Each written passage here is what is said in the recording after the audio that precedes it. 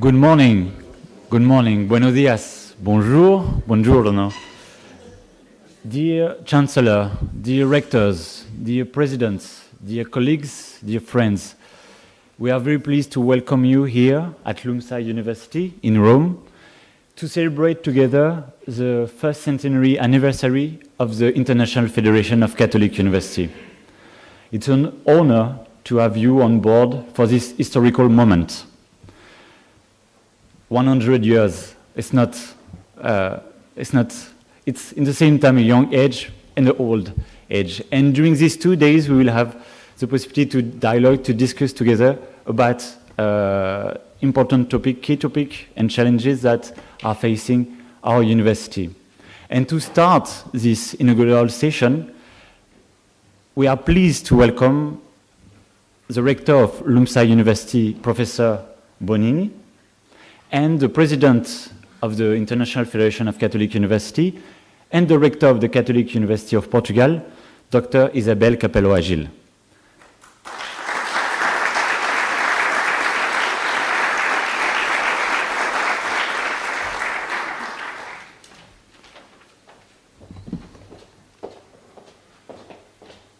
Good morning and welcome to Lumsa, Libera Università Maria Santissima Assunta. I thank and greet, together with all of you, our President, Isabel, who right in this place opened the celebrations for the 8th anniversary of our university, now several years ago, before the pandemic, which represent a kind of watershed in our recent collective experience. On that occasion, we held the solemn inauguration of the academic year in the Paul VI Hall at the presence of Pope Francis, who gave us a speech in which he once again emphasized the characteristic of a Catholic university, where the adjective Catholic makes the noun university more demanding. A Catholic university is a university that wants to push itself to the best of its capabilities in the concrete interest of each person and everyone inside and outside the academy. We all share this commitment, and that stand out in this 100th anniversary of FIUC, which is in fact precisely a jubilee. By a happy coincidence, the hall in which we will gather this afternoon is titled Jubilee Hall, because it hosted the press room of the great jubilee of the year 2000. But more importantly, because the space some photograph and summarize that can and should be an attitude of Christians and consequently of our institution, a jubilant attitude. This little campus alongside the so-called passetto, symbolizing what we like so much, the encounter, the dialogue, and the mutual enhancement between the old and the new, the past and the present, looking toward the future. Built from the year 1227 onwards on a section of the Olonine walls, built after 180 to defend the Vatican complex from the Saracens, the passetto was meant to ensure for the Pope the possibility to take refuge in the fortified system of Castel Sant'Angelo, and it was the case in 1527 in the occasion of the sack of Rome. Without insisting any longer on this metaphor, we can see in the architecture around us one of the signs of that movement, extroversion, and dialogue that we are interested in.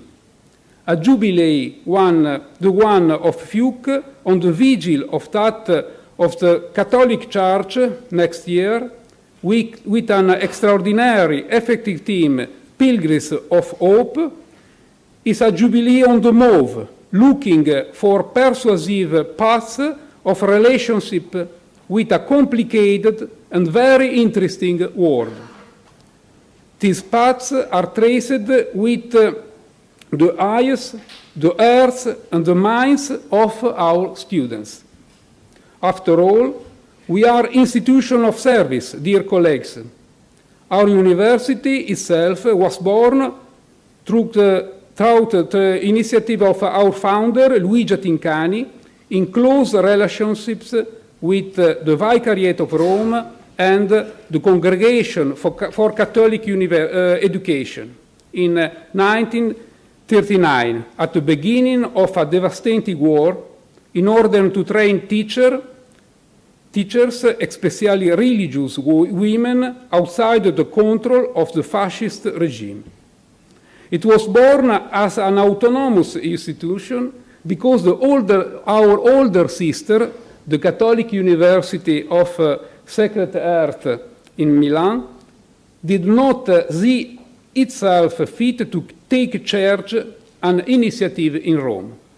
This identity of service pushes all our institutions to be rich in content, very attentive to all repository of knowledge and inspiration, and plastic, snappy, ready, and agile to be able to offer in the world today, without boundaries, a quality service. Our thought, this endeavor is best accomplished in communion of purpose and exchange of resources, as in the spirit of the FIUC. I wish you a fruitful work. Welcome to Lumsa, and benvenuti a Roma, and happy anniversary to us all.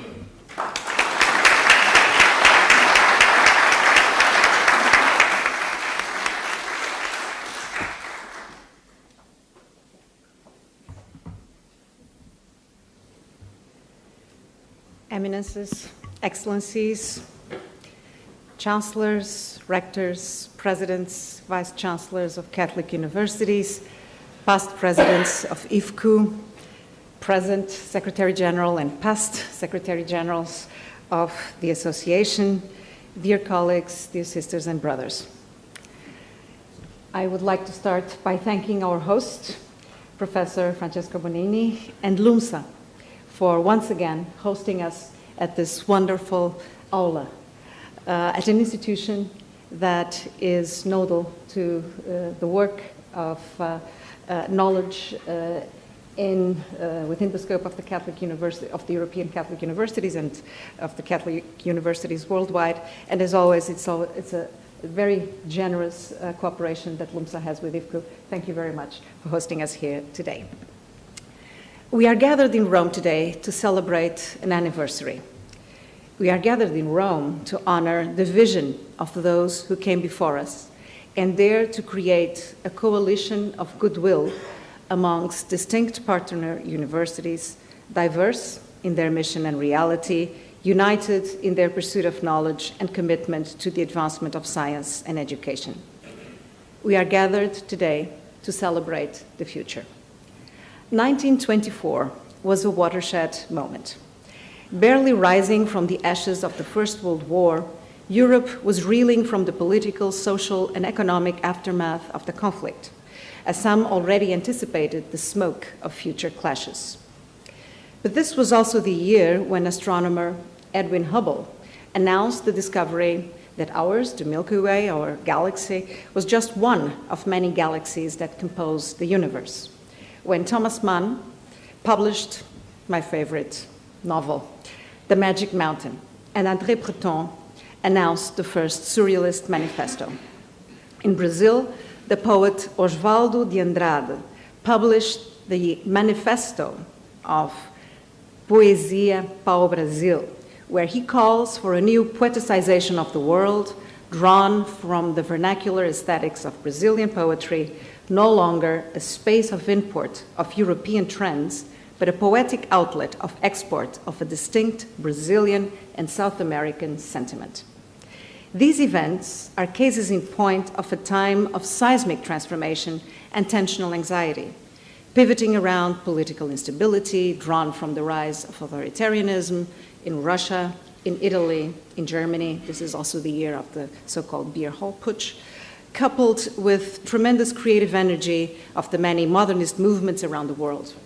An unavoidable sensation of transition was epitomized in the famous verse from William Butler Yeats' Second Coming, where he writes, "Things fall apart, the center cannot hold. Mere anarchy is loosed upon the world." It is not anarchy that springs forth on August 11, 1924, the date of the Constitutional Assembly that may be broadly defined as the inception of what is today called the International Federation of Catholic Universities. Born from the heart of the Church, a Catholic university is located in that course of tradition which may be traced back to the very origin of the university as an institution. It has always been recognized as an incomparable center of creativity and dissemination of knowledge for the good of humanity. By vocation, the Universitas Magistrorum et Scholarium is dedicated to research, to teaching, and to the education of students who freely associate with their teachers in a common love of knowledge. Quote end. The opening statement of the Apostolic Constitution, Ex Corde Ecclesiae, from 1990, entails a preposition that most of us know by heart. Allow me to dwell briefly on the meaning of this expression. Disparaged by recent strands of avant-garde pedagogy, learning by heart represents an effective attachment, rather than an oblivious and unreflective repetition of a formula or statement. An attachment that is not simply emotional, but cognitive as well, binding the learner to the wisdom of what is learned. It is no small thing, then, to learn by heart, and particularly so when what is learned refers to a reality, the university, cultivated from the very heart of the Church, in St. John Paul II's felicitous formulation. Born from the heart of the Church, the Catholic University is inalienably bound to the mission of the Universal Church as an instrument to advance the cause of humankind through the pursuit of knowledge. The university convenes the pilgrims of knowledge, as Pope Francis so wonderfully said in the address to the students in Lisbon during World Youth Day.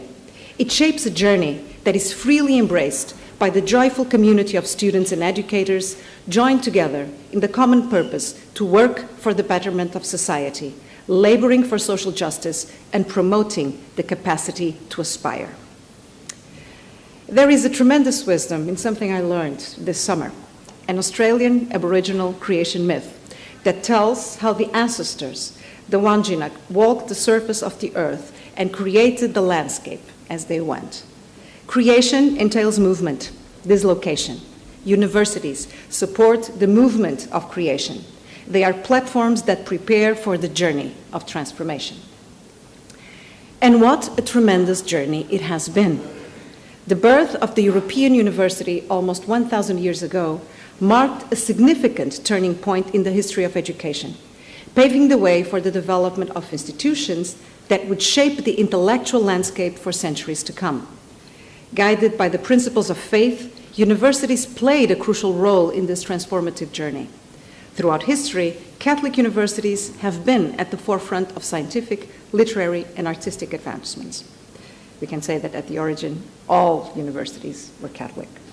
If legacy institutions like the University of Paris, the University of Bologna, Oxford, Coimbra, and Salamanca became renowned centers of learning, nurturing generations of scholars who made significant contributions to various fields, it is wise to remember that they were all at one stage Catholic, both in terms of values, as of the breadth of disciplines cultivated in the sense of the Greek Catholicos, universal. Catholic universities have played a pivotal role in preserving and advancing knowledge. Renowned thinkers such as St. Thomas Aquinas exemplified the synthesis of faith and reason, contributing to the development of a sophisticated intellectual framework that builds the cornerstone of Catholic intellectual tradition. The establishment of the International Federation of Catholic Universities in 1924 is a landmark in the commitment to fostering intellectual and spiritual growth on a global scale, during a period past the long pity of war and anticipating the imminent disaster that would barely arise 15 years later.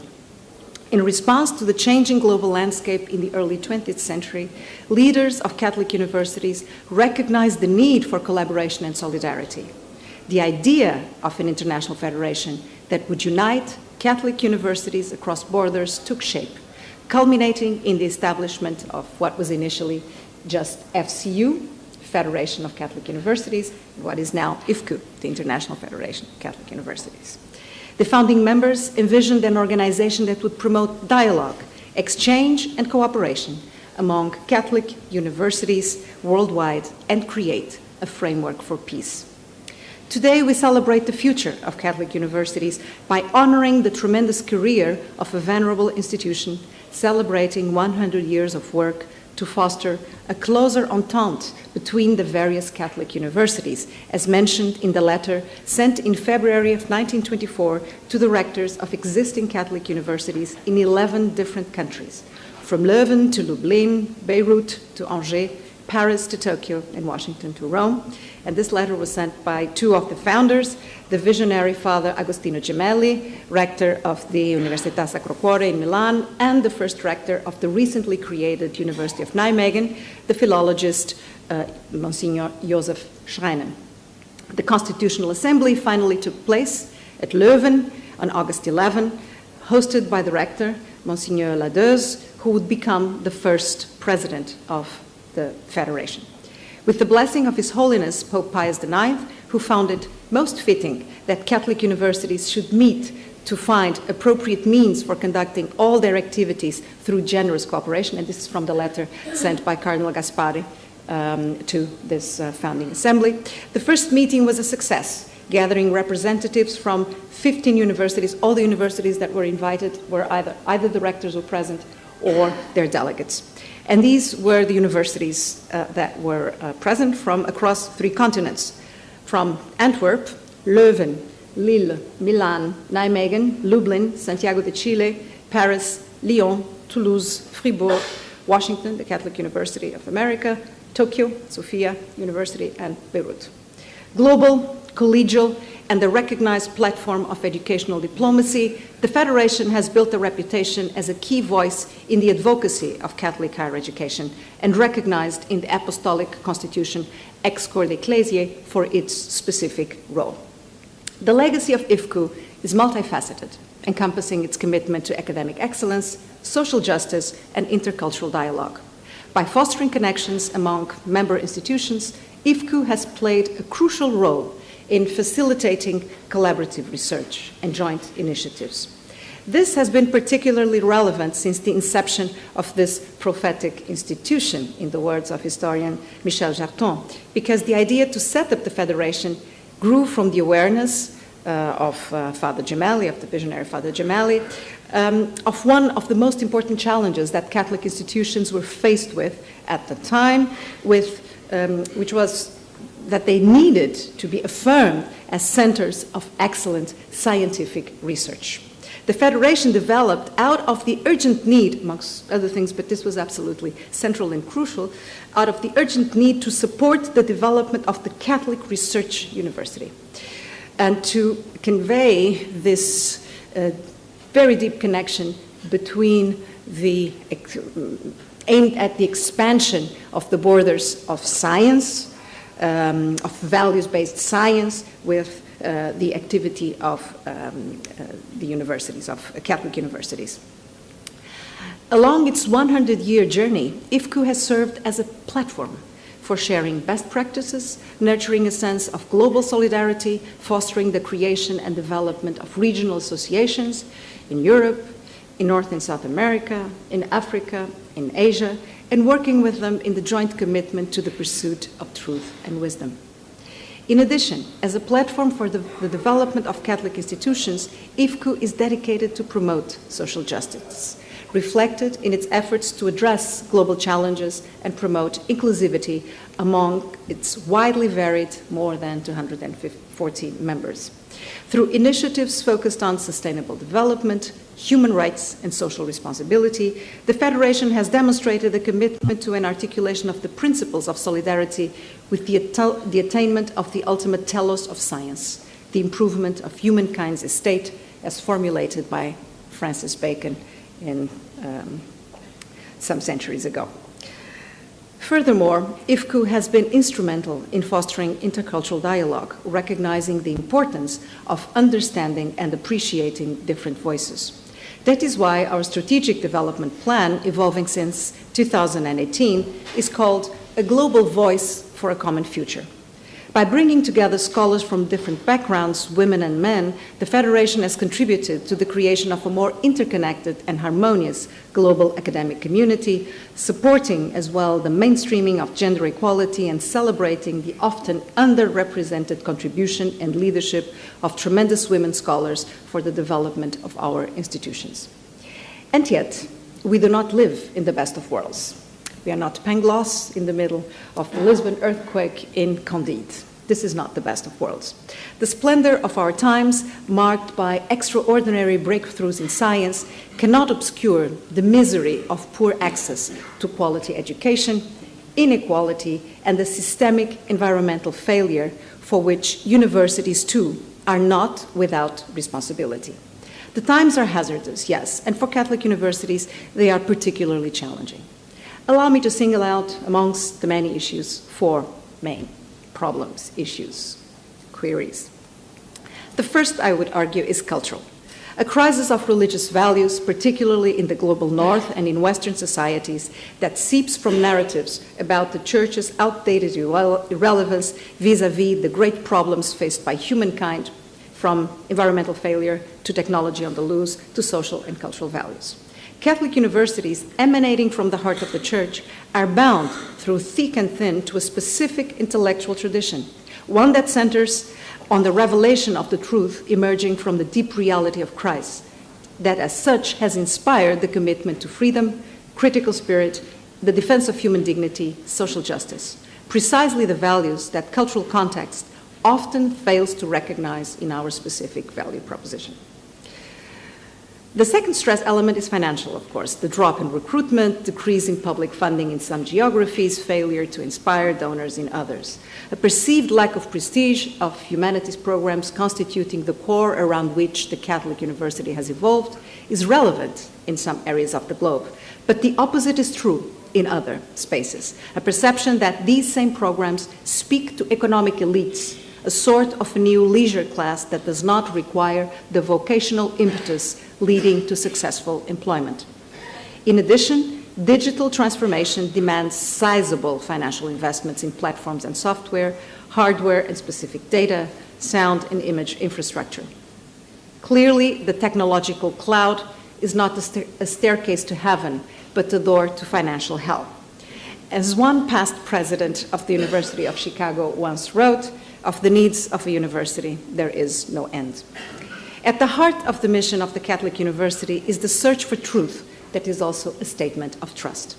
And this is the third crisis element, the crisis of truth and trust, with generative AI prompting manipulation, deep fakes, and in addition, a growing critique of evidence-based science in the wake of the COVID-19 pandemic. Catholic universities are not immune to student and faculty pressure, donors' demands, and ill public perceptions that tie in to another global trend, the lack of faith in university leaders and in the university more generally, owing to poor judgment or an inability to assert bravely and consistently a vision with moral clarity at a time when public discourse has forsaken nuance and complex situations are numbed by fear of consequences. The university is at the heart of a debate on the soul of our societies. Finally, allow me to point out high-value employment disruption. This is very recent. Data disseminated earlier this week suggests that in developed economies, roughly 60% of high-value generated employment will be disrupted by 2030, and that 40% of university curriculum will be obsolete by 2025. We must prepare for these challenges and be ready to celebrate what we do well, but also to have the courage to anticipate change and act accordingly. But to every cloud, there is a silver lining. Even though the four forces of disruption are dire, they do not forecast the end. While Catholic universities are affected by adverse cultural wars and the consequential crisis of truth because our campi do not operate outside the murky realm of history, they are also safe spaces of collegial interaction and dialogue, places of transcendence where the cultivation of science and the fight for access to quality education for all is set to continue and promote a renewed capacity to aspire. Our value proposition, in a valueless time perhaps, is structured around the inalienable defense of dignity, human and that of the planet. We are places of discomfort because the aspirational goal derives from dissatisfaction, as Pope Francis told the students gathered at the Catholic University of Portugal for World Youth Day. Dissatisfaction at inequality, inequity, defacement, and abuse. We seek social justice, but this is a slow work that requires also good storytelling. To change who tells the story and how it is told is to change the world. What is so different in the moment we live now is that the quality and the impact of multiple stories are changing. Boosted by new media platforms, new narratives are shared and, most importantly, listened to. What is different in our moment, I argue, is not that people are speaking and challenging us, but that we shall be better if they are listened to. Financial stress, employment, curriculum disruption require renewed creativity and ability to do things differently. And we have done this all along. And this can be done in managing, distributing, attracting new streams of students. Rethinking how things are done, perhaps inspired by the formula of Herman Melville's Bartleby the Scrivener and his assertion, I prefer not to. That is, not to follow the trends, but to be clear about our purpose, to opt strategically to do things otherwise, in the spirit of the tradition that informs us. And to do this, be it by bringing as well new practices, wisdoms, epistemologies perhaps, engaging in dialogue. Rather than simply reproducing accepted knowledge, it is necessary to recuperate the task of understanding education, not simply as instruction, but also as a practice of interference, of dissatisfaction, as Pope Francis says, in the dominant organization of knowledge. Through its commitment to academic excellence, social justice, and intercultural dialogue, IFCU has made a lasting impact on higher education globally. As we reflect on the journey, we recognize a continuum of intellectual and spiritual growth that continues to shape the world of higher education in profound ways. The Federation stands as a testament to the enduring relevance of Catholic educational principles and the transformative power of collaborative engagement on a global scale. Our Prefect, Cardinal MENDONÇA, has written of the recurring importance of the future in Pope Francis' encyclicas, of his future-oriented theology. There is a Portuguese expression, and you'll allow me this nationalist venture into this speech. I've already made one with the reference to Brazil. Now it's a very Portuguese expression. It's the term saudade, which means longing. So there's this Portuguese expression. It's almost impossible to translate because it's longing, but it's more than that. And it was one that the Pope conveyed in his address in Lisbon to the students. He inspired them to have saudades do futuro, a longing for the future, saudade do futuro. And I quote Pope Francis, "We are called to something higher, and we will never be able to soar unless we first take flight. We should not be alarmed then if we sense an inner thirst, a restless, unfulfilled longing for meaning and a future, com saudades do futuro." And here, in addition to the saudades do futuro, do not forget to keep alive the memory of the future. We should not be lethargic, but alive, quote end. Along these 2 days, we celebrate a federation rich with saudades do futuro. We begin a celebration that shall end in Guadalajara at the IFCU General Assembly in 2025. We are here today beginning a journey that will take IFCU to celebrate in Africa, in Nigeria, in Washington, in Sydney, in Sevilla, honoring the past to move ever more persistently to build a better and brighter future for Catholic higher education around the globe. Thank you for your commitment to Catholic higher education. Thank you for your presence, and let us continue to walk together.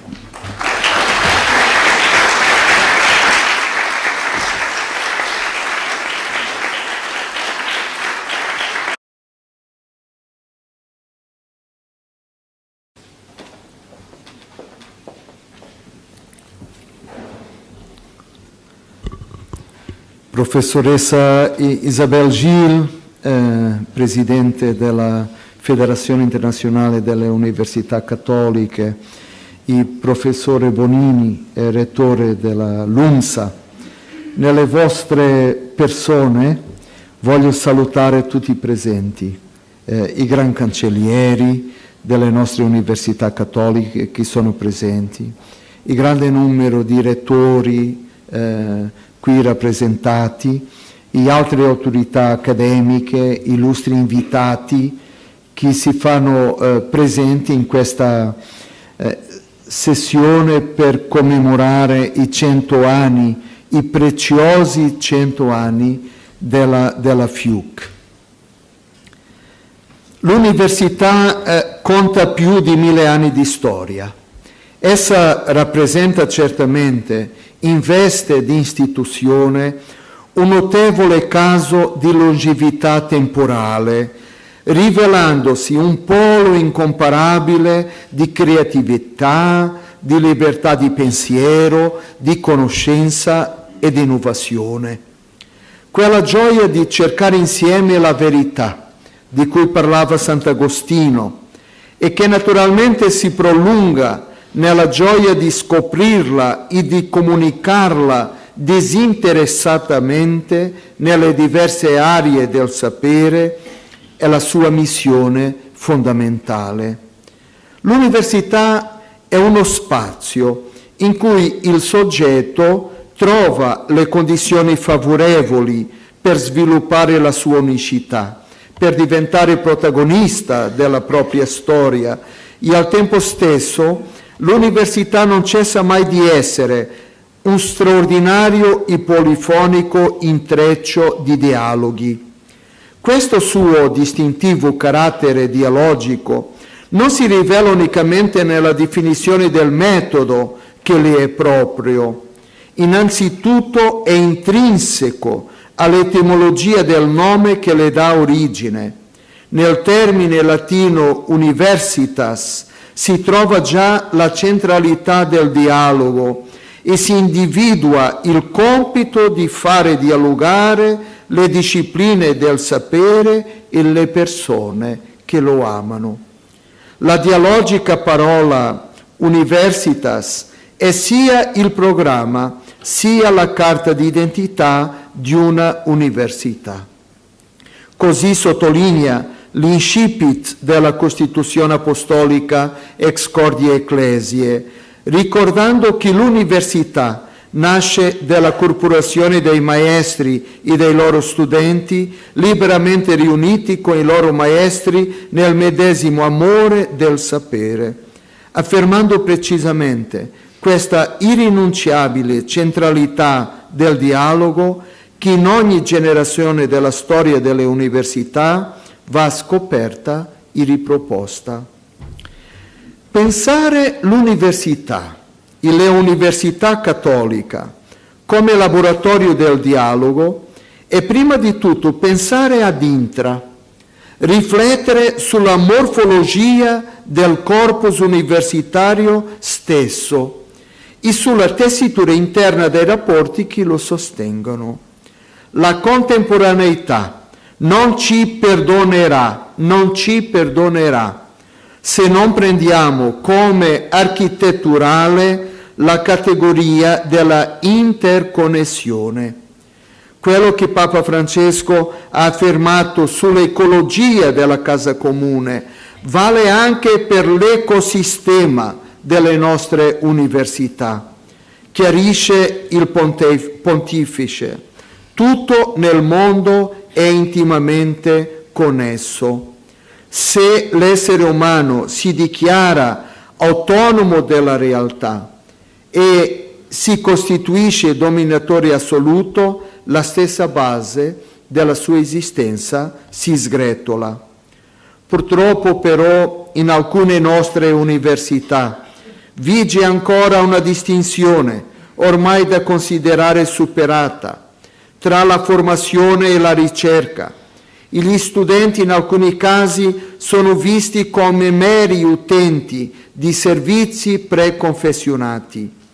Purtroppo varie strutture di partecipazione nella ricerca comune del sapere rimangono lettera morta, al posto di diventare l'anima e l'energia della comunità accademica. Purtroppo alcune nostre università operano ancora sulla base di un modello statico e piramidale, quasi sviluppando la logica simmetrica del produttore e consumatore, perdendo di vista che l'università è un campo nel quale tutti sono chiamati a portare il loro prezioso contributo. Spiegando cosa fosse una università cattolica, Papa San Giovanni Paolo II ricordava nell'ex Corde Ecclesiae: essendo al tempo stesso università e cattolica, essa deve essere insieme una comunità di studiosi che rappresentano diversi campi della conoscenza umana. Quindi una caratteristica che deve contraddistinguere le nostre istituzioni è quella di essere una comunità plurale, aperta e partecipativa, in una parola, sinodale. D'altronde la ex Corde Ecclesiae non introduce immediatamente una differenziazione tra le categorie di insegnanti, di ricercatori e di studenti. La Magna Carta delle Università Cattoliche, invece, riunisce tutti sotto un'unica parola: studiosi. E proprio qui vale la pena evocare l'etimologia che avvicina il studere, cioè l'oggetto dell'impegno dei studiosi, alla diligenza e all'entusiasmo tipici dell'amore. La categoria di interconnessione esige per di più che si riveda con più audacia il dialogo inter- e transdisciplinare. Come ribadisce il Santo Padre nell'enciclica Fratelli Tutti, oltre ai sviluppi scientifici specializzati, occorre la comunicazione tra discipline.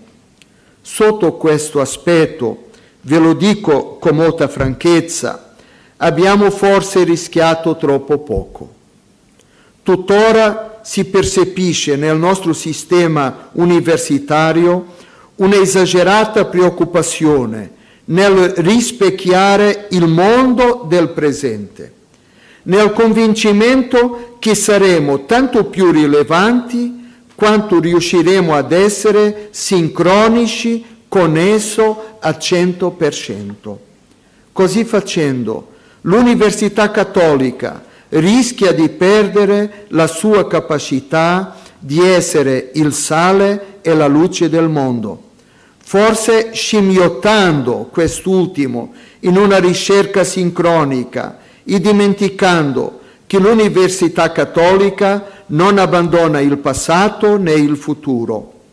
Anzi, essa non teme la diacronia, che le impone di esplorare la profondità dei problemi, di tener conto della complessità del loro contesto. Gli atleti usano sempre un slancio dall'indietro verso l'avanti, prima di un salto, prima di una corsa. Senza questo slancio non troverebbero l'equilibrio e la stabilità necessari per correre o per saltare. Lo stesso dicasi delle università cattoliche. Senza un sguardo sulla tradizione, esse rischiano la superficialità e l'inefficacia dei loro sforzi. Come indica Papa Francesco, senza questa fedeltà non possiamo diventare frequentatori del futuro e corrispondere così alla grande missione che ci è stata affidata, quella di anticipare strade e sfide, aprire possibilità, innovare, sviluppare ipotesi nuove di lavoro, trasmettere speranza all'essere umano. Sicuramente sono esagerati i pronostici dei futurologi che prevedono che l'85% delle professioni che saranno praticate nel 2030, cioè domani, ancora non esistano, 85%, e che il 50% di quelle che oggi esistono scompariranno a breve. Tuttavia non si può dare torto a Jacques Attali quando scrive che per la prima volta nella storia umana ci è richiesto di prepararci a mestieri che ancora non esistono. Ed è interessante soffermarsi sul nuovo quadrivium che lui ci propone. Innanzitutto le scienze, con la matematica, la fisica e anche le scienze dello spazio e le neuroscienze.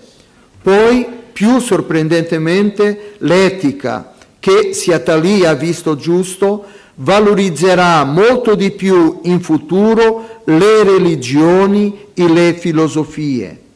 Poi l'arte, altro elemento che deve fare riflettere, e per chiudere l'ecologia, che comprende la climatologia, la paesaggistica, la biodiversità, l'alimentazione e l'acqua. Davanti all'inedito di questa epoca della storia abbiamo bisogno di stabilire più dialoghi, prospettare più ponti, fare più rete, insistere di più sulla dimensione corale. Papa Francesco, nello lancio del patto educativo globale, propone la saggezza di un proverbio africano che recita: per educare un bambino serve un intero villaggio. Nel mondo contemporaneo, in continua trasformazione e attraversato da molteplici crisi, in questa metamorfosi non solo culturale, ma anche antropologica, dobbiamo investire in un cammino educativo che coinvolga tutti, in un'educazione che sappia farsi portatrice di un'alleanza di pace, giustizia e accoglienza. Sul patto educativo il Papa è molto chiaro: le università non sono né autosufficienti né autoreferenziali, ma hanno bisogno di guardarsi intorno, di cimentare alleanze e partenariati. L'idea che l'università possa costituire un'istituzione totale, come per primo il sociologo Erving Goffman chiamò quelle istituzioni che avevano la pretesa di un potere inglobante, altro non è se non un enorme equivoco. Un equivoco che Papa Francesco smaschera quando ci sfida a sostituire la sfera con il poliedro. La sfera descrive un ambiente in termini totali, contiene tutte le cose e nulla esiste al di fuori di essa. Questa ambizione di aggregare la realtà in modo olistico può essere rassicurante, ma è solo un miraggio, una illusione. Ogni comunità universitaria è un poliedro, una figura che in direzione contraria alla pratica del punto di vista esclusivo o del pensiero unico richiama la nostra attenzione sugli aspetti diversificati e diversificanti di ognuno e sulle molteplici dimensioni che entrano nella composizione della realtà. Un poliedro, appunto, non una sfera liscia.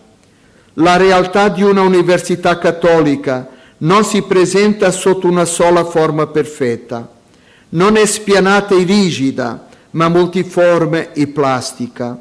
Non si presenta come un schema che che si replica automaticamente, bensì come una versatilità sempre capaci di sorprendere. Il futuro richiede una visione interattiva, una maturazione poliedrica. Le università, e a maggiore ragione le università della Chiesa, si trovano in un crocevia di opportunità culturali, scientifiche e sociali. Non vivono per se stesse come se fossero impermeabili bolle di realtà. Ben al contrario, esse si sviluppano nella misura in cui diventano capaci di ascolto, di esercizio corrisponsabile, di pratiche collaborative, di incontri generativi. Il centenario della FIUC in questo senso ci obbliga a dar atto e ad essere grati per un cammino percorso, ma ci sprona anche a avere l'ambizione di una maggiore intelligenza collettiva tra le università cattoliche. Non abbiamo soltanto bisogno di un'intelligenza creativa, ma anche di un'intelligenza collettiva. Nessuna università cattolica è un'isola, né perché è piccola, né perché è grande, né perché è povera, né perché è ricca. Abbiamo bisogno di conoscersi meglio, di condividere in modo frequente, di edificare progetti e spazi che rinforzino l'insieme, di aiutarci a vicenda, di dialogare fraternamente. Proprio per questo, nel contesto dell'anno giubilare di 2025, il Dicastero per la Cultura e l'Educazione proporrà a tutte le università cattoliche del mondo di impegnarsi in un gesto simbolico, firmando fra di loro un patto di collaborazione. In un futuro prossimo il Dicastero vi renderà noti i dettagli di questa iniziativa. Permettetemi di tornare, sono prossimo della conclusione, permettetemi di tornare alla citazione anteriore dell'ex Corde Ecclesiae, nella quale San Giovanni Paolo II descriveva l'Università Cattolica. Adesso presento la frase completa. Essendo al tempo stesso università e cattolica, essa deve essere una comunità di studiosi che rappresentano diversi campi della conoscenza umana e una istituzione accademica in cui il cattolicesimo è presente in modo vitale. Ex Corde Ecclesiae numero 14. Ciò che conferisce a un'università lo status di cattolica non è soltanto il sostegno di una diocesi, di una conferenza episcopale o di un'istituzione religiosa. Non è, oserei dire, la semplice presenza di una cappella o di un cappellano o la messa in opera delle più svariate iniziative pastorali. La cattolicità di un'università si esprime prima di tutto nello sforzo congiunto dell'intelligenza e della fede che consenta agli uomini di raggiungere la piena misura della loro umanità, nella totale dedizione alla ricerca di tutti gli aspetti della verità nel loro legame essenziale con la verità suprema, che è Dio. I continui cambiamenti che stiamo vivendo ci spingono ancora di più a approfondire instancabilmente l'identità delle nostre istituzioni cattoliche. A questo proposito ha scritto una frase che merita un'approfondita riflessione istituzionale, Papa Francesco nell'esortazione Laudato Deum. Il Santo Padre ha affermato: non ci sono cambiamenti duratori senza cambiamenti culturali. E non ci sono cambiamenti culturali senza cambiamenti nelle persone. In chiave cattolica, Questo cambiamento si chiama conversione. Nell'università il culto si fa cultura, la dottrina si fa pensiero, la verità ci rimette alla ricerca appassionata, il plurale. In questo la teologia gioca un ruolo particolarmente importante nella ricerca di una sintesi del sapere, come anche nel dialogo tra fede e ragione. La teologia dà una mano anche a tutte le altre discipline nella loro ricerca di significato. Le università cattoliche hanno infatti una particolare responsabilità nel sostenere la teologia nel sistema universitario. E questo chiedo ai rettori delle nostre università cattoliche. Aiutate la teologia a integrarsi nel sistema universitario e ad affermare la sua piena cittadinanza tra le scienze. Non riduciamo il suo ambito o ruolo, al contrario, aiutiamo tutti a comprenderne la sua altissima rilevanza culturale per il mondo di oggi e del futuro. Permettetemi appena un cenno sull'attenzione necessaria alla pastorale universitaria. Il nostro Dicastero ha realizzato alla fine dell'anno scorso un primo incontro sulla pastorale universitaria e continua ad essere impegnato su questa realtà significativa. L'ex Corde Ecclesiae non presenta per la pastorale universitaria una via parallela rispetto a quella della università.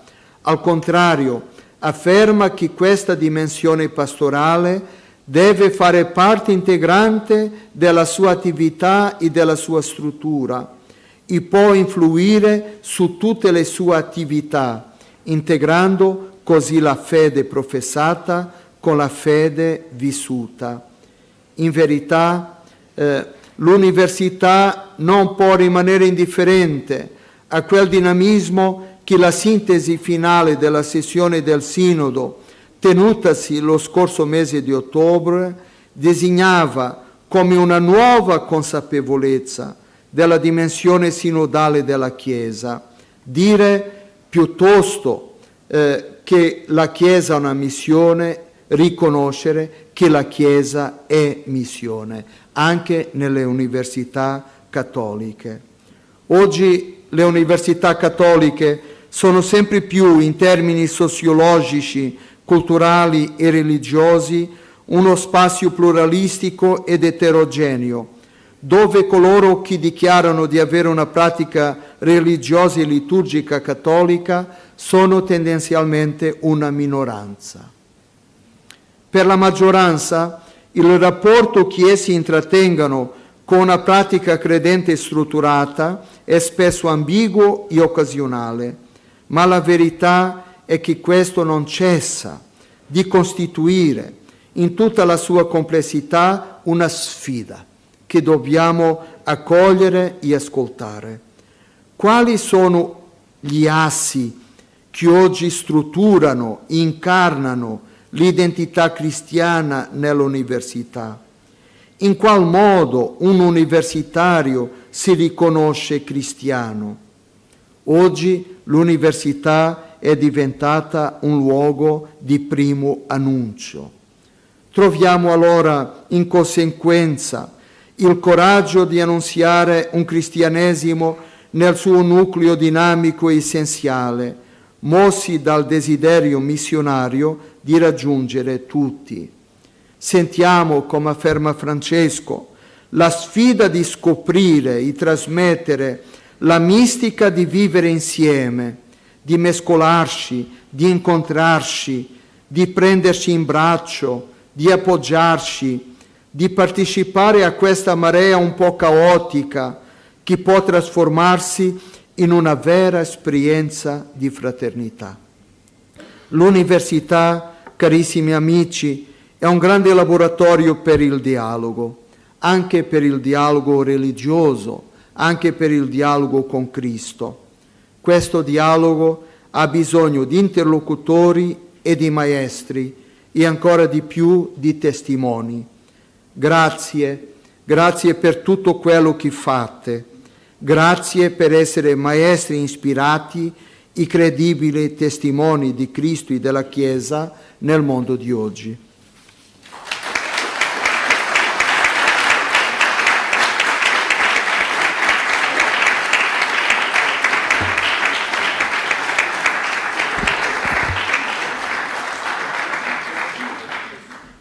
Thank you very much, Cardinal, Excellency, for your speech and for your words that will inspire us for the next discussions. Thank you. Also, we'd like to thank Professor Isabel CAPELOA and also Professor Francesco Bonini for having inaugurated this conference. And now I think we can move to the first roundtable.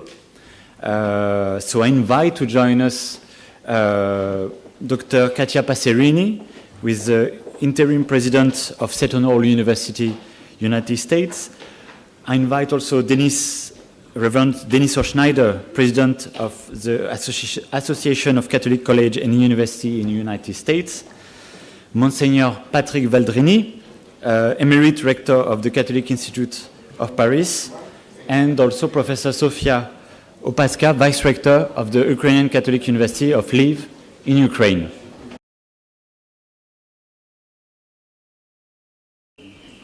So Dr. Passerini, the floor is yours.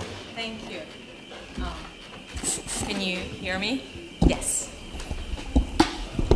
Good morning, everyone. It is my honor to welcome you. I'm going to use that phrase that says, all protocols observed, so I will not miss anyone. And I'm delighted to welcome you to this very, very important discussion, a roundtable on Corde Ecclesiae and the challenges of the 21st century. We're about 34 years after the promulgation of Corde Ecclesiae. And today we're opening our hearts again, and also our mind, to discuss a little bit how it has been and how it could be in the future, and reflect on a constitution that has actually passed the test of time, and also what we call the test of internationalization. It's a multi-country constitution that applies to many different contexts and realities where all of you live. But more importantly, we're here to look at how Ex Corde can carry us to the 21st century, which is an era where we have a number of new but not uncommon, not unprecedented problems. This morning in the other sessions you heard that we started with changes and struggles, and that they continue to evolve. Maybe the name is the same, but the context and the culture where we live in is changing. So we need to look at Ex Corde in the context of how our institutions, our institutional Catholic higher education can morph to meet the changes and the challenges of the 21st century. And I wanted to start just highlighting very briefly a few of them that we can reflect on, and the balancing act that Catholic institutions have to play. One of the challenges is continuing to uphold academic freedom. And academic freedom, the pursuit of knowledge without undue interference, is something that we're all committed to. But as Catholic institution, we need to uphold academic freedom consistently with our Catholic values and our mission. And one of the questions very recently emerged in the context of the Israel-Hamas war is, when does a Catholic university intervene, say something, or stay silent? Do we need, as Catholic institution, to pass something like the University of Chicago Calvin report that talks about institutional neutrality and intellectual freedom? When do we speak and when do we stay silent? That's a balancing act. Another balancing act is maintaining our Catholic identity and mission. We remain committed to our mission, but we also need to be committed to different academic perspectives and intellectual inquiries, and that is another balancing act. Ecclesial oversight, another challenge, especially in the context of changing demographics and the shrinking number of vocations, especially in the United States. There is a need to balance the autonomy and independence of the university with the local context and the alignment with the Catholic principles. Another balancing act is the changing governance structure of Catholic universities. We have boards that have more and more a mix of lay and clergy members. Where does the balance of power exist? What type of struggles will we face, and who will at the end win? We discussed again supporting interfaith dialogue and inclusivity in a world that is changing. Catholic universities are poised to do that. We are universals. We welcome the strangers, but again, we need to do that in the context of our mission and values. And many cultural challenges were mentioned before by our president, Isabel CAPELOA Jill, and by Cardinal Tolentino. One other cultural challenge that I'd like all of us to reflect on that we also need to deal with as Catholic University is the crisis in mental health. Our students are struggling. Maybe the post-COVID environment has left them much more vulnerable. The technology and interactions mediated by technology make them unable to connect with others truly. And this is where our Catholic institution can play a role, especially with our pastoral function and our ability to connect with them. So those are all very important challenges that we have today, and we need to understand whether Corde can carry us in the future to be able to solve them. Last but not least, as I sit with my colleagues from the IFCU board in some of our meetings, every time we discuss the future, we always are reminded by the people across the room that we live in a difficult environment, and some of our institutions do the Catholic work in very risky areas. Today, one of our panelists will remind us of that. So we have a privilege and responsibility to also remember that we need to be present also for those that are struggling. So today, I'd like to invite us to remember what it has been with some of our panelists, as well as what it could be. As well as what it means to be a Catholic university in a changing environment devastated by war. So we have three esteemed experts who will present their opening remarks, and then we'll open up with a question. I'll have a question for each of them, and then I'd like to welcome you to ask questions. We will start with Reverend Dennis HOLTSCHNEIDER, CM. Dennis is the president of the Association of Catholic Colleges and Universities, ACCU, and he served as president of DePaul University in Chicago from 2004 to 2017. He also served as chair and chief operating officer of Ascension Health, which is the largest U.S. non-profit health system. Father HOLTSCHNEIDER holds degrees in mathematics, theology, and a doctorate in higher education policy from Harvard University, where he teaches and lectures on governance and strategy in higher education. He chairs the boards of the Institute for Advanced Catholic Studies at the University of Southern California, the National Pastoral Migratoria, which provides services to recently arrived immigrants in various U.S. cities. Cannot think of anything more contemporary than that. And the Institute for Global Homelessness, addressing international street homelessness in partnership with the United Nations. After Reverend Dennis, we will hear from Msgr Patrick VALDRINI, who is Rector Emeritus of the Institut Catholique de Paris, where he served as Rector from 1992 to 2004. From 2008 to 2011, he was the Rector of the Church of Saint Louis de Francais in Rome, where we will be tomorrow night. Thank you very much. He was Professor of Canon Law at the Pontifical Lateran University in Rome until 2017.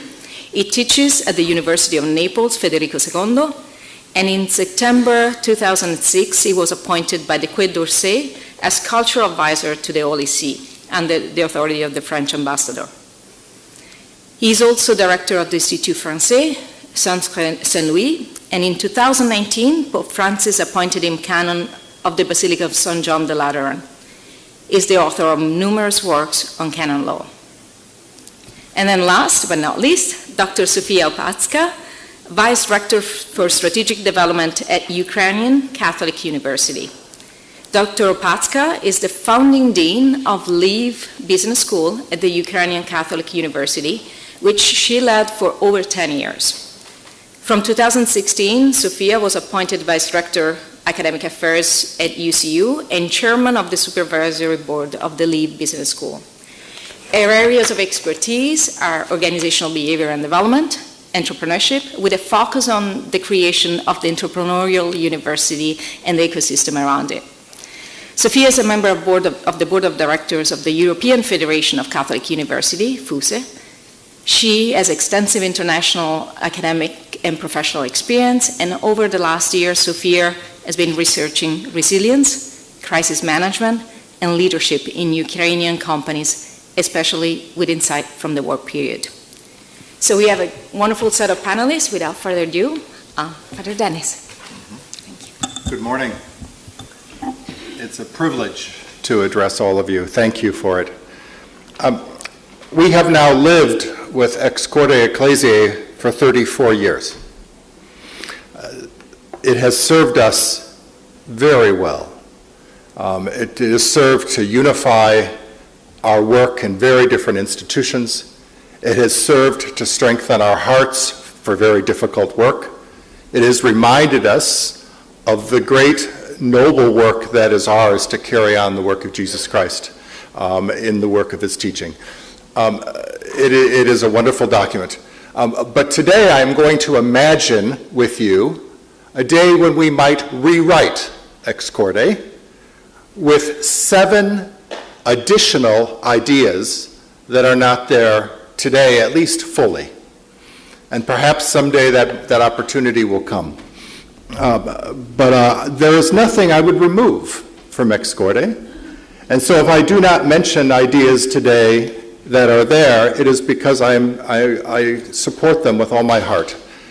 But I do have 7 additional ideas that I think are helpful to all of us in the work that we do that could be supported by our Constitution.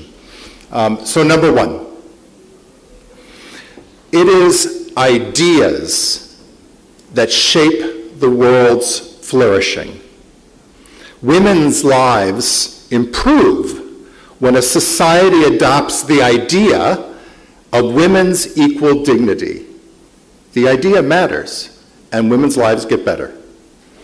Large-scale genocide occurs when ideas of racial or cultural superiority predominate. Those ideas create genocide. The lives of the poor hang on economic ideas. Democracy only survives when its underpinnings, its ideas, remain broadly held by the group. While Catholic universities are useful for its evangelical vocation, they first and they foremost transmit and they seek to improve the world's ideas, which in turn leads to human flourishing. This is the gift of a university to the world. And Ex Corde could acknowledge this contribution in a stronger manner. We are the largest provider of education to the world and higher education. We are the largest provider of health care to the world as well as the church. And we do so to help humanity flourish. So too, human flourishing is the primary end of these universities through ideas that change the world. That's 1. 2, and this is related. The world needs its intellectual life to incorporate the wisdom and the revealed truth within the questions of the day. But as societies secularize and they lose their commitments to religion or to faith, they also lose capacity to discuss why its citizens should be selfless and good and honest and concerned for the poor and the weak.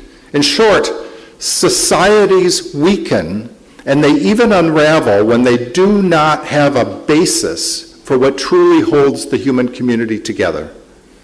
Catholic higher education presents the world's great ideas in 100 different fields of knowledge, but we also entwine that education with the wisdom of the ages and the revealed truth of Jesus Christ.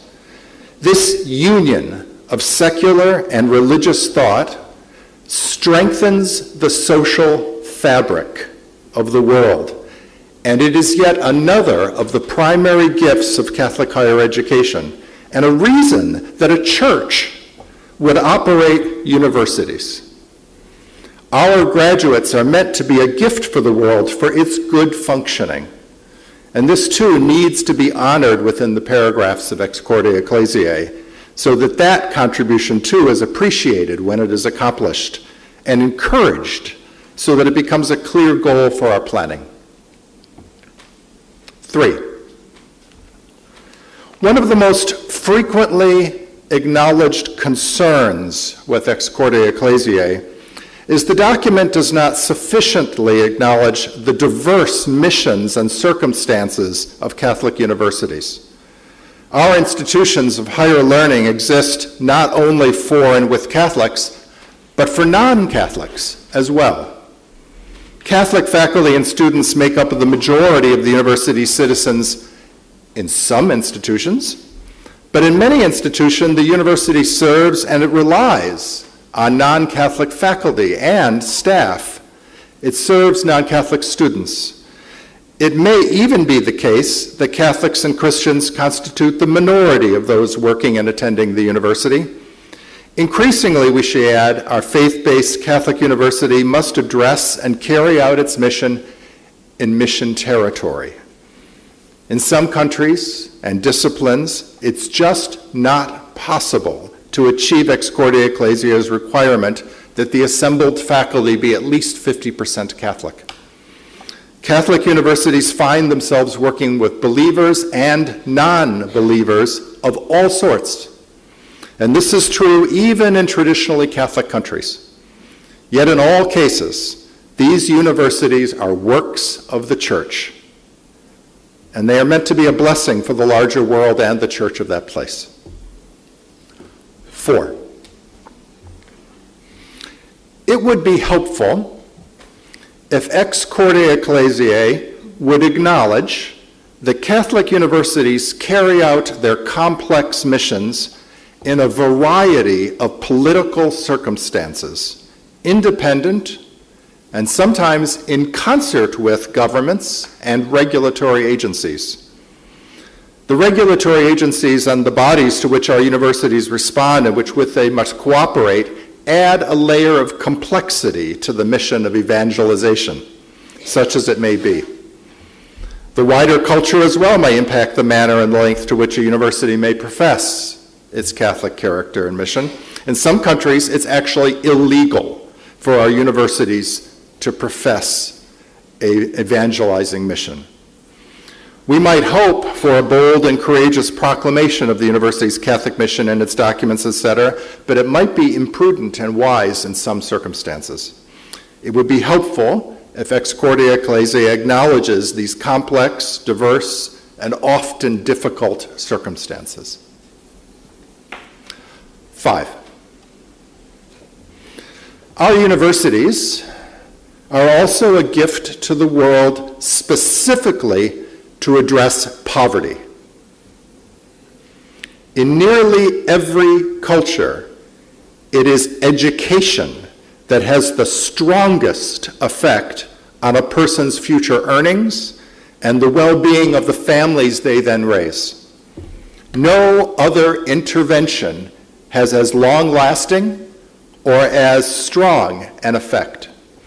Many of our Catholic universities were actually founded for those who are poor, who cannot access a higher education in their own countries.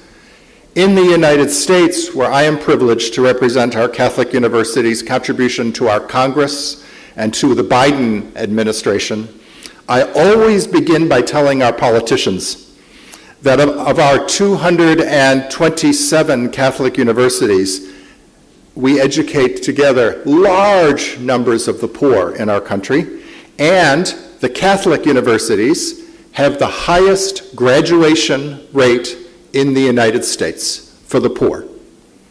If they come to Catholic schools, they don't only enter, they graduate. That's our collective work. It's what we do every day. It's far higher than the government-sponsored universities in our country. This is an achievement worthy of the Catholic Church's work, and I believe it mirrors Jesus' own preference for the poor, that his work be carried forward in our work. And this, too, is a primary purpose and a reason that a church would establish and run universities. 6. When I was president of DePaul University in Chicago, my faculty helped with the establishment of the World Court. We taught the lawyers how to do the law in the World Court. We taught their judges. We helped them develop the law. This is the work of faculty. Our faculty do more than teach students. We assemble the world's experts, and then we encourage them to support and contribute their expertise to the world's largest challenges. They address issues of social neglect and inequality.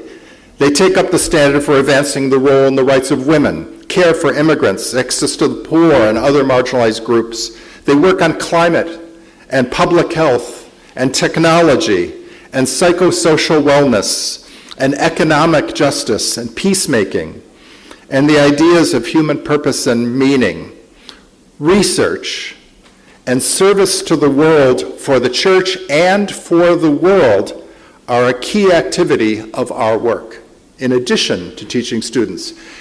Corde Ecclesiae acknowledges this within the document, but in a very specific way. It encourages us to take our deepest faith convictions and bring them to bear in that work. But what also must be acknowledged is the work of helping the world with experts is our work. It is a contribution to the world. It is contributing to the world's fullness and well-being. And that, too, is a reason that we create universities for the world. 7, and last, and the most important, I think. Corde Ecclesiae could be more Christocentric than it presently is in one very important way. By making clear that all of us who participate in this ministry of the church, we continue the teaching ministry of Jesus Christ. That is our work. We continue the teaching ministry of Jesus Christ. Now, the name of Jesus appears 3 times in Corde, one of them in the footnotes. Jesus spent more time on teaching than any other activity in his lifetime. And while that teaching was not higher education as we know it today, it was the act of spreading ideas to the world that were both salvific and would enable the human community to flourish. The vocation of a teacher can be deeply rooted in the life and work of Jesus Christ. And this Constitution, this foundational document, could assist everyone that we work with to connect their work with the teaching ministry of Jesus Christ. I'll stop there. There are only 7 possible ideas. This is a wonderful document. Pope St. John Paul gave us a gift in creating this Constitution. And I believe in time we can strengthen that gift. Thank you.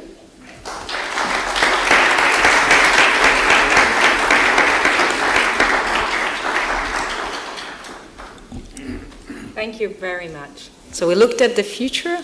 Let's look at the strength of Corde. Thank you. Thank you. Thank you. It's work? Yes. Yes. Thank you, President, for your introduction. Allow me first of all, to thank the President of the IFCU and the General Secretary for the invitation to speak this morning about the Constitution, Apostolic Constitution ex Corde Ecclesiae. I saw it promulgated.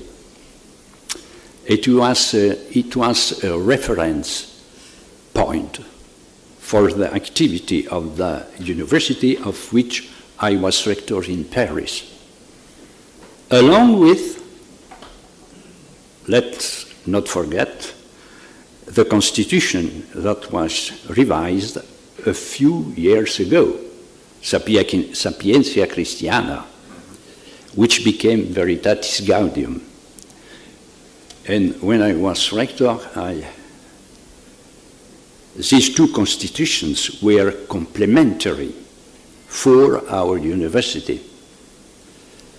The first was addressed directly to the ecclesiastical faculties of theology, philosophy, canon law, and social sciences. The other was aimed at what in France we call grandes écoles, and in other countries we call that faculties of engineering, hard sciences, or business.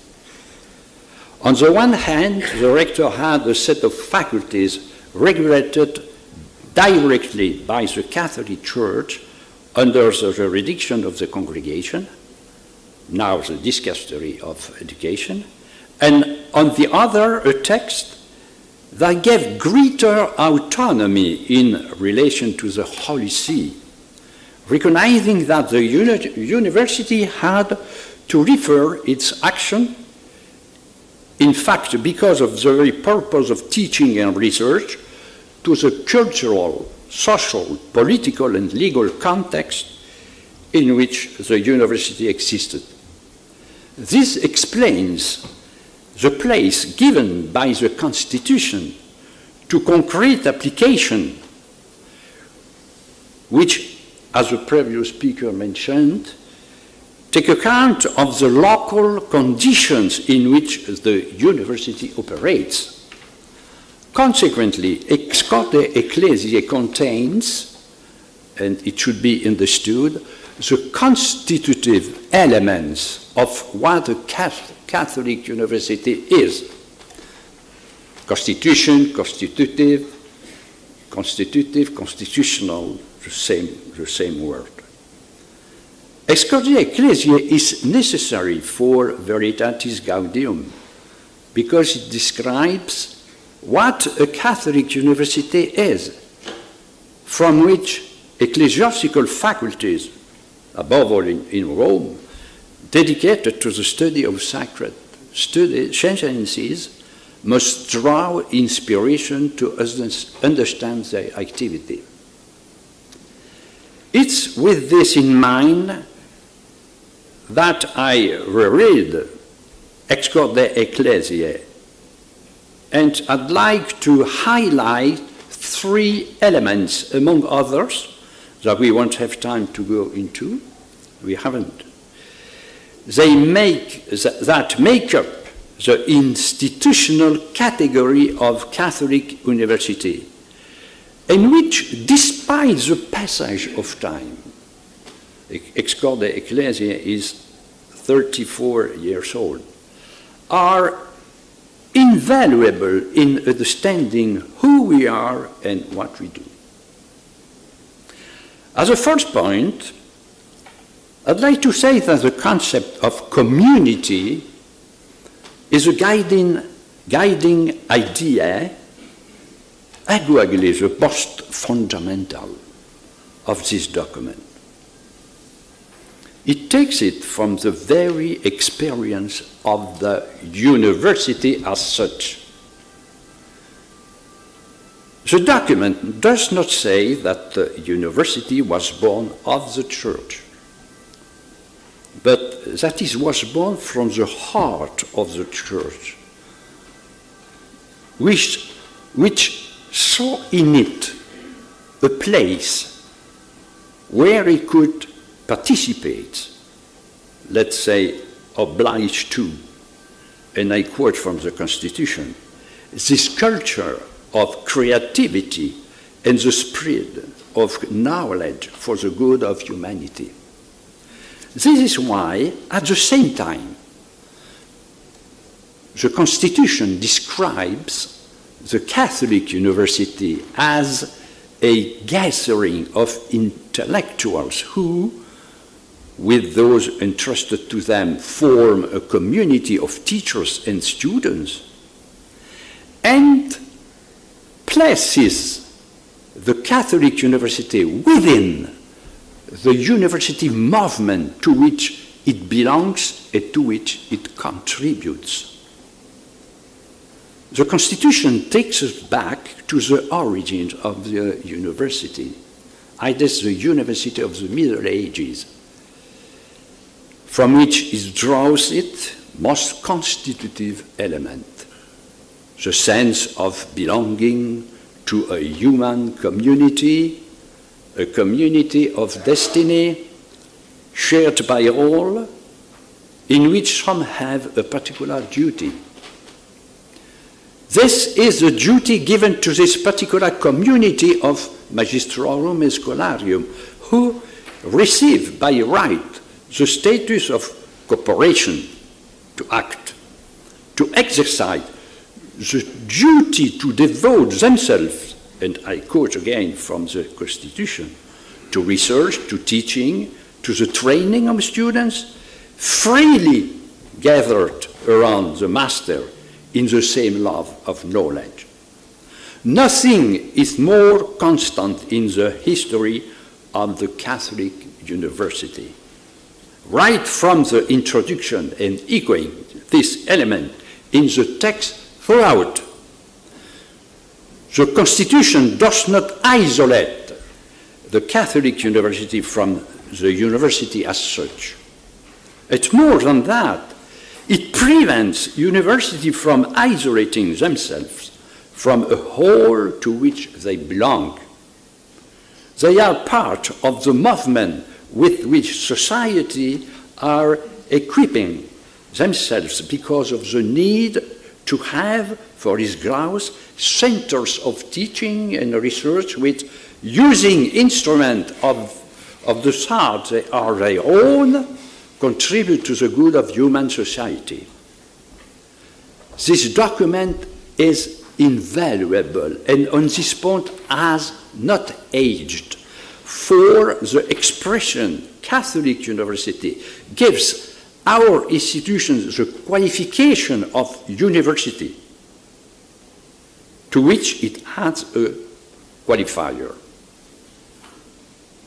The university is first and foremost a university. So in understanding and promoting its identity, it will refer to the institution whose mission it must carry out. And it is at the same time Catholic, for it is the Church that has recognized it as the institutional reflection of what it is and does in the world and for humanity. The Catholic University is ex Corde Ecclesiae because it is a part of the Church's contribution to the good of humanity. Secondly, I'd like to say that these two aspects together make it an inspired community. Indeed, the document, which certainly hasn't aged, links Christian inspiration to the community itself. It is the university community that has a Catholic identity, allowing non-Catholic to contribute to its work. As a community, it manifests that in the world of university, it carries out the tasks of teaching and research with the referent constituted by Christian revelation. a transcendental conception of man, a vision of the world and of history with a meaning given in scriptures and lived through the unique experience of Christ. And a body of writings as a social, of a social and ethical nature, the consequence of the divine perspective with which it approaches a great question that concerns human life. The affirmation of Ex Corde Ecclesiae has concrete implication for the way Catholic universities appear in the academic world. This implication concerns their identity as institution. Identity is both the result of a movement to bring people together whose will is necessarily called upon to contribute to a purpose that it expresses concretely, and of an authentication, so that it is publicly declared that the purpose, if it comes in part from people, is a specific realization of a mission that exists as an otherness before it, alterity before it. That is important, which is given to it, which they have a duty to translate into action, into criteria for participation, and finally, into statutory elements. This is why it is important that the document links the notion of institutional autonomy with that of responsibility, to highlight the fact that the qualification of Catholic is not an application, let me say infantile, of an external model, but the search for a practical truth of action confronted with the living heritage that the Catholic Church represents. A final point. The document indicates a third use of the term community applied to the Catholic University.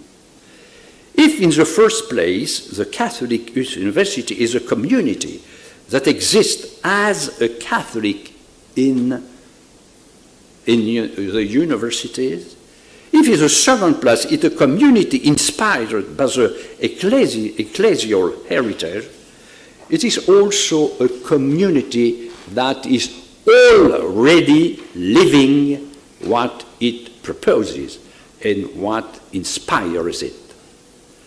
In its relationships and in the implementation of university life, in its actions, in its relations with other universities, therefore within the national and international academic community, in society, the community must realize the mode as the principles that inspire it. This is not the only part of the document that deals with university pastoral care. Throughout the text, we sense a message of universality of relationships, which ties in with what we said earlier. In this text, being Catholic is not a criterion of isolation or separation or brutal demarcation, but of relationships, just as the Catholic Church itself, it's a community that is already living what it proclaims. In this respect, since it is so close, we can evoke the message of Pope Francis in his apostolic exhortation, Evangelii Gaudium, which wants the Church to be fraternal in its relations with people in community. Catholic university community has a duty of fraternity and therefore of universality. In the first speech we talk about the poor and excluded in society. The apostolic exhortation speaks of those left by the wayside. This duty requires, as an implication of the Catholic qualifier, the decompartmentalization of the spirit, the rejection of excessive elitism, the welcoming of the different brother, relations with other universities less endowed financially and socially. The list would go on, describing action that will be the manifestation of the realization of what the Church is. In the profound identity, the identity expressed in the Second Vatican Council, a community that prefigures the world gathered in the unity of Christ. Thank you.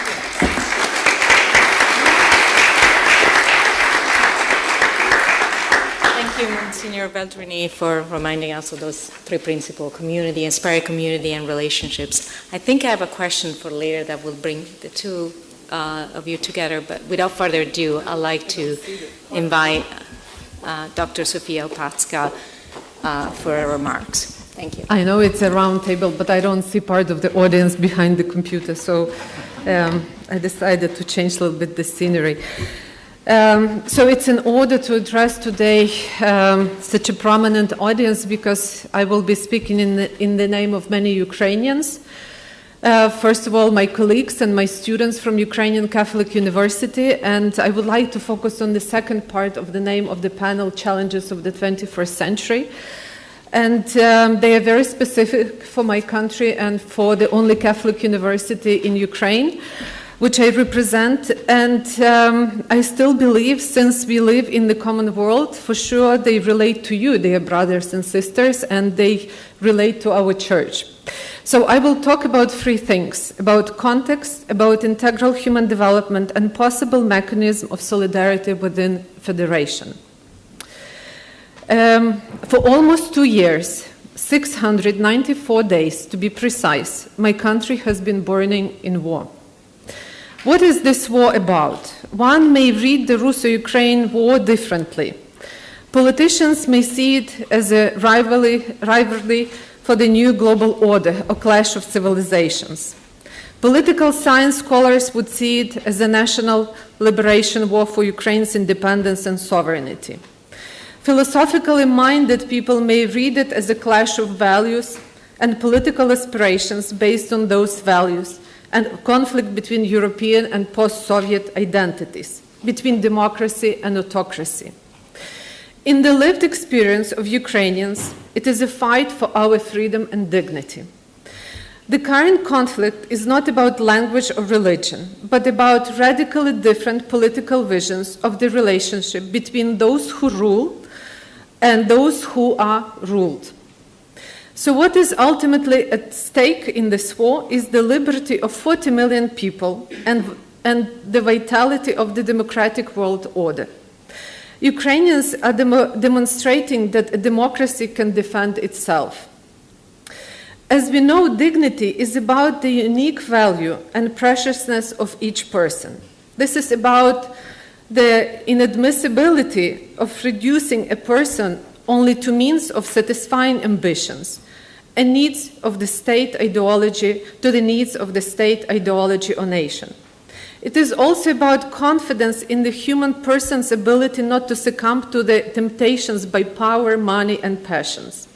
It is a belief in a person's ability to be guided by solidarity and compassion, to care for common good, to rejoice in the achievements of others, to build non-consumer relations with other people. Ukraine today is living through an exceptional time. Today we say with pride that we trust in armed forces of Ukraine. We believe in the victory of our defenders over the invader. We believe in preserving independence and renewal of Ukraine's territorial integrity. But our faith in victory after the victory is a challenge. War leaves more than one scar on the body of our country and in the souls of our people. Ukrainians will live on the great divide between democracy and autocracy for another decade or more. And in other words, we should find a way to learn how to creatively combine the values of resilience and democracy, as well as security and development. Let me make it very clear. We Ukrainians live in the alarming reality of genocide. If you learn history well, you will discover that whenever Russia occupied any land with the Ukrainian Eastern Catholic population, it led to the destruction of the Ukrainian Catholic Church, its institution, and its faithful. If Russia succeeded in the occupation of Ukraine, the Ukrainian Catholic University would cease to exist. And I would not be standing here among you, but rather be raped, imprisoned, or destroyed. We should learn from the lessons of the past. By famous Yale historian Timothy Snyder included Ukraine in what he called the bloodlands, calling the most dangerous territory of the whole planet for the human person to live in the 20th century. During that time, actually during just 10 years in 20th century, residents of Ukraine experienced a terrifying list of catastrophes. The Holodomor, Holocaust, starvation of imprisoned soldiers in the Soviet army, the Volyn tragedy, the deportation of Crimean Tatars, the Operation Wisla, and the other atrocities before, during, and after World War II. It was an unmatched experience of pervasive evil, intense hatred, dehumanization of people, and radical depreciation of human life.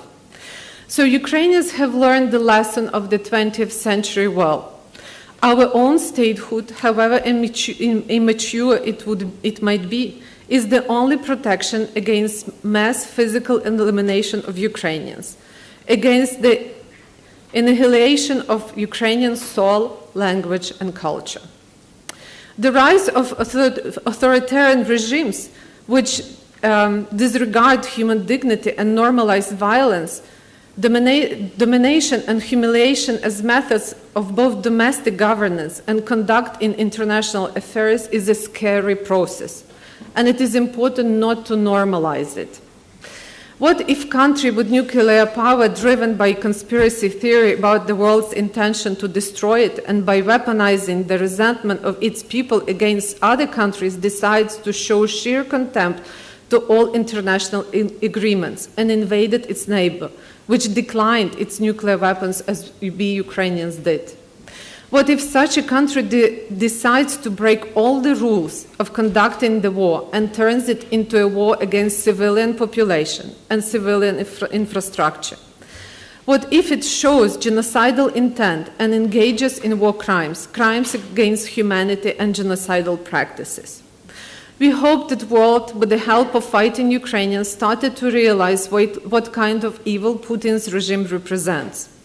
The Russian war is not about resources. Russia has a lot of them. It is not for capturing the cities. These are almost fully destroyed. People in the world must understand that neither NATO nor any other external circumstances created an aggressive and criminal Russia. Evil can simply arise in certain societies and find its way into the hearts and minds of people. Such evil will not become good if we try to pacify it through appeasement, negotiations, and market transactions. It is important to realize that rational arguments may not work when you are faced with such evil and the only resources you have is to fight to eventually stop the bully by force. Unfortunately, we can also observe the anthropological crisis in West and comfort as the highest value. Let me quote a Ukrainian Nobel Prize winner, Alexandra Matvichuk. The problem today is not only that the space of freedom in authoritarian countries has narrowed to the level of prison cell. The problem is that even in mature democracies, the principles of Universal Declaration of Human Rights are being questioned. The generations that survived World War II were replaced by others. They inherited the values of democracy from their parents and began to take rights and freedom for granted. People increasingly manifest themselves not as bearers of their values, but as their consumers. And therefore, they are ready to exchange freedom for economic benefits, promises of security, or personal comfort. But freedom and human rights are not chosen once and for all. We make our own choices every day. Putin's conviction about decadence of West and its inability to transcend the comfort and consumerism attachment was one of the incentives for him to invade Ukraine, with the hope of impunity. He put his take on the moral disarmament of democratic West and its inability to unite and endure pain in the face of Putin's blackmailing, disruption, and weaponizing of everything, including religion. The Ukrainian experience should become a source of hope for the world, to give it back faith and absolute value, heal it from cynicism and excessive attachment to comfort. True values become visible not when everything is good and life is easy for us, but when things become difficult for us. Values guide us and determine our behavior when life turns its dark side to us. Ukraine is teaching the West that safety cannot be an end in itself, that it should not sacrifice values for the sake of safety, and that democracy deserves to be defended at the cost of one's comfort, health, and even life. War can differ from each other by many factors, but the war is always about situation when violence breaks into human life and dramatically exposes its fragility. To pose a question about integral human development during the war might look weird. It looks like an attempt to square the circle. To talk about IHD is to envisage a society built around prioritizing human dignity and its founding principles, policies, laws, and institutions. And war is about survival. However, we also could talk about IHD as an invitation to build dignity-centered, dignity-sensitive, and dignity-affirmative culture, which looks for enacting human dignity wherever possible. This holds true both for peace and conflict-defined situations. To protect and enhance human dignity of war victims, how to save and defend civilians, how to alleviate suffering of most vulnerable people affected by war. First, it is important to maintain order and not to allow for the collapse of destruction of the state. So IHD requires preserving order and sense of basic normality. Amid a full-scale invasion, we see remarkable things in Ukraine. The banking sector is well and alive. Trains are running according to the schedule. Business is busy, and schools and universities like us are teaching. The experience of war is overwhelming. It is bigger than anyone could possibly process on his or her own. When the full-scale war broke out, students of ACCU were shocked and lost. Some were terrified and cried. Too much chaos in human life is unbearable. So it was very important to bring back a sense of order over their lives as soon as possible. Yes, you cannot stop the war, but you can contribute to the victory. You can work so that each day brings a victory one day closer. Designing and keeping a daily schedule becomes a way of regaining some agency. Recently, one graduate of our executive MBA program shared with me that the role of Ukrainian business now is to help people keep being busy and productive, have a routine of going every day to work, be with other people, and doing something that matters. Our students engaged in various volunteer activities, from humanitarian relief provision for internally displaced people to tracking the damage of cultural heritage to fighting Russia's disinformation war. We also transformed our curriculum to make it more meaningful and relevant to the current challenges. Practicing service learning enabled our whole community to keep the learning process to feel useful, plus get more order into our minds.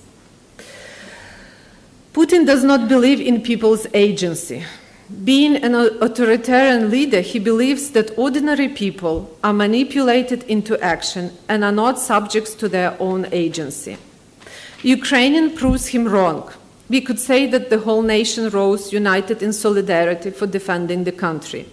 There is a clear sense of ownership of the country among Ukrainians. The volunteer movement is spectacular. People crowdfunding resources for everything: food, clothes, tactical medicine, defense equipment. The Ukrainian armed forces care about lives of their soldiers. We witness high morale, training versus cannon fodder approach, subsidiarity principle, celebrating the return of soldiers from captivity.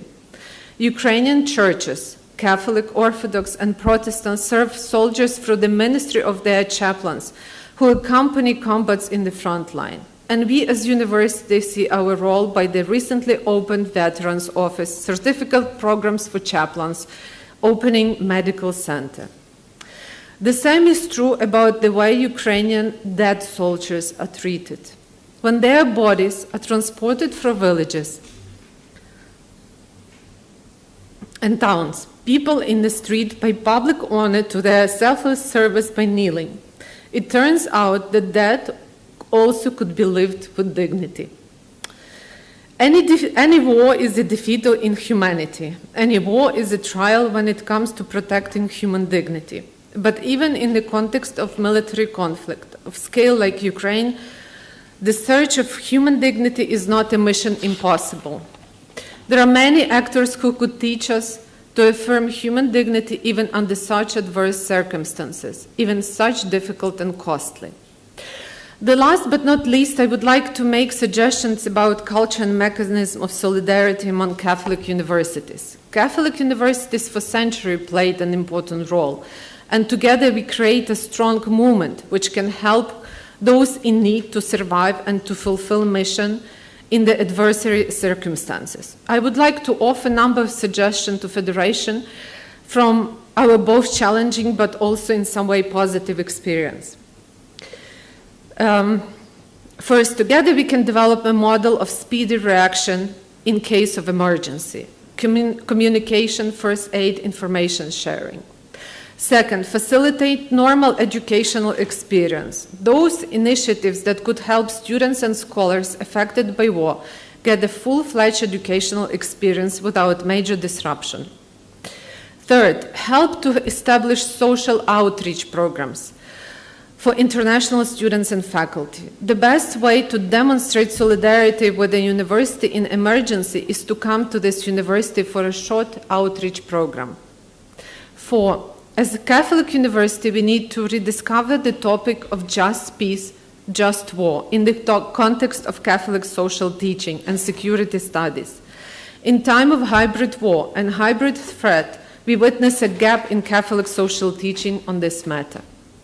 5, help to reduce the risk of brain drain, to establish a similar program like Scholars at Risk for faculty from Catholic universities affected by the war and other emergencies. 6, help to fix Russian studies. Some universities, some Catholic universities, we have Russian studies. People whose home in the world of critical reflection must be in the forefront of doing justice to the darkness in the heart of Europe. Russia's threat to Ukraine and to the world will be imminent in long term unless Russian people reckon with and atone for its imperial and communist past. Lasting peace requires a spiritual feat. We can only hope that Russian people will be able to revisit its disposition for colonialism and repent for the sins committed by Russian and Soviet empire. Putin regime cannot disappear like bad weather by itself. For it to disappear and for Russia to have at least a chance for civilization, some must renounce Russia's imperial heritage and make a moral examination of consciousness on behalf of the entire nation. I believe this is a task not only for Russian, but for global academia as well. 7, help to develop Ukrainian studies. One should also ask what place study in Ukraine should be allotted in Eastern European studies. Could Catholic universities play a leadership role in shaping the narrative and deepening knowledge about Ukraine, going beyond the headlines and providing a platform for original Ukrainian voice? B, the universities are, if I may say, in a generational business, meaning we create the most lasting and cross-generational impact, perhaps the most important and transformative impact when it comes to human personalities, human lives, social and community lives. One thing which we can't allow ourselves to fail at communicating and educating is this. A free society is a moral achievement which cannot be achieved once and for all and forever. It requires everyone's effort and commitment. It's a kind of moral victory which is expected of everyone and all of us all the time. Thank you.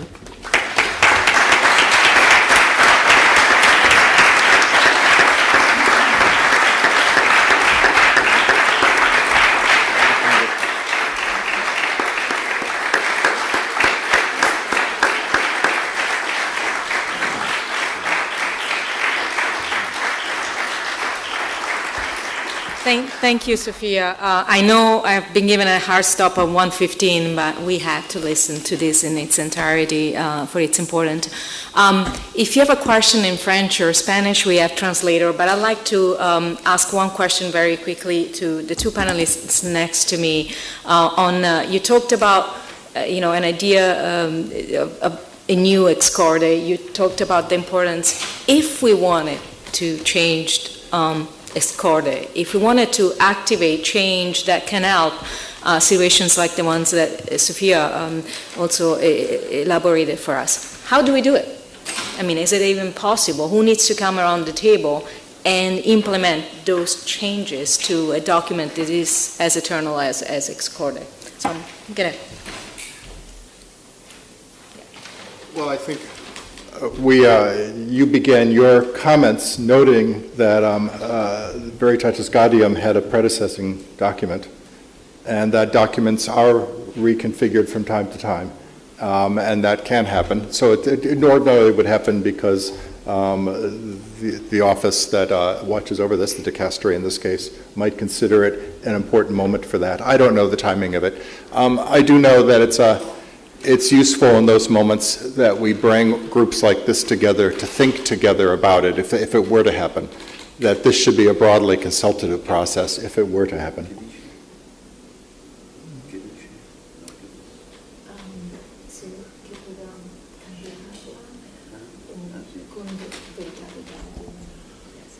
To change the document, yes, my opinion is my opinion is that it's certainly not necessary to change the whole constitution, because I express that it contains the constitutional elements. It's better to identify the new problems facing Catholic universities and see whether they can be addressed in less formal ways. Reading the Corde Ecclesiae, I was very surprised how the document is very topical, because it contains the more important elements of the Catholic university. The second point is it's impossible to apply in every culture, in every nation. It's better to search how to apply the Constitution in every country than to change a Constitution. Sapientia Cassiana is different because they changed the introduction. And in the introduction of Sapientia Christiana, we find the mentality of Francis. And when we read the introduction, you recognize the meanings of Francis. Evangelii Gaudium. For Corde Ecclesiae is different, because I think the circumstances in which we work today have changed. But I don't think that Corde has changed. And it's not useful to change the text to change the circumstances. It's a contrary. I give an advice to the Dicastery. Thank you so much.